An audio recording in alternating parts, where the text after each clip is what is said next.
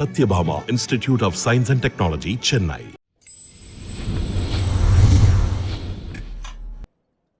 வெங்கட் பிரபுவோட டைரக்ஷன்ல ஆக்டர் விஜய் நடிச்ச கோட் மூவியோட செகண்ட் சிங்கிள் விஜய் அவர்களோட பர்த்டேக்கு ரிலீஸ் ஆச்சு. அந்த சாங்க உங்கள் தளபதி விஜய் அண்ட் லேட் பவதாரணி அவர்கள் பாடியிருக்காங்க.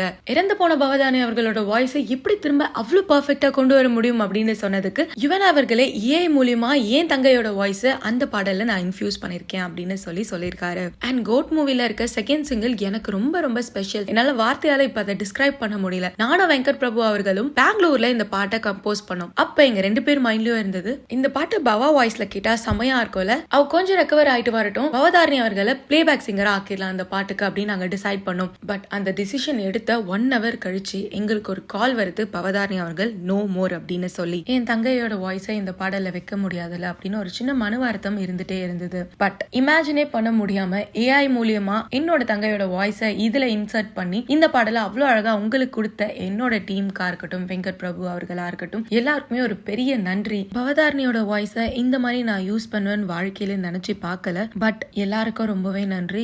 இந்த பிட்டர் ஸ்வீட் மொமெண்ட்டை நான் கொஞ்சம் என்ஜாய் பண்ணும் அப்படின்னு நினைக்கிறேன். தேங்க்யூ அப்படின்ற மாதிரி ஒரு எமோஷனல் நோட் ஷேர் பண்ணிருக்காரு. So first female voice inserted in Tamil cinema அப்படின்னா பவதாரணி அவர்களோட வாய்ஸா இருக்கும். யுவன் சங்கர் ராஜா அந்த விஷயத்தை பண்ணிருக்காங்க அப்படின்ற மாதிரி நியூஸ் வைரலா ஸ்ப்ரெட் ஆக ஆரம்பிச்சிருச்சு. இதுக்கும் முன்னாடி பம்பா பாக்கி அவர்களோட வாய்ஸை லால் சலாம்ல திமிரி எழுடா அப்படின்ற ஒரு பாடல் மூலியமா நம்மளால கேட்க முடிஞ்சது. ஸோ டெக்னாலஜிஸ் இந்த அளவுக்கு டெவலப் ஆயிருக்கிறது ஒரு வகையில ஒரு நல்ல விஷயமா இருக்கும். ஸோ ஏஐ நம்ம எந்த விதத்துல யூஸ் பண்றோமோ அந்த விதத்துல அது குட் ஆர் பேட் அப்படின்ற மாதிரி நிறைய பேர் ஷேர் பண்ணிட்டு வந்துட்டு இருக்காங்க. பவதாரணி அவர்கள் 1990s அவங்களோட கரியரை ஸ்டார்ட் பண்ண ஆரம்பிச்சாங்க. ஸோ பிளேபேக் சிங்கிங் வந்து இளையராஜா அவர்கள் மூலியமாவும் யுவன் சங்கர் ராஜா மூலியமாவும் நிறைய பாடல்கள் பாடியிருக்காங்க. குறிப்பா ஆத்தாடி ஆத்தாடி ஃப்ரம் அநேகன், நீ நான் ஃப்ரம் மங்காத்தா, மெர்க்யூரி பூவே, என்னை தாளாட்ட வருவாளா, காதலுக்கு மரியாதை போன்ற நிறைய பாடல்களை அவங்க பாடியிருக்காங்க. ரொம்ப சோல்ஃபுல்லா இருக்கும் அவங்க வாய்ஸ் அப்படின்னு சொல்லி அவங்க ஃபேன்ஸ் எல்லாம் கொண்டாடிட்டு இருப்பாங்க. But unfortunately she was affected with cancer. So ஸ்ரீலங்கால அவங்க ட்ரீட்மெண்ட் அண்டர்கோ பண்ணிட்டு இருந்தாங்க கேன்சருக்காக.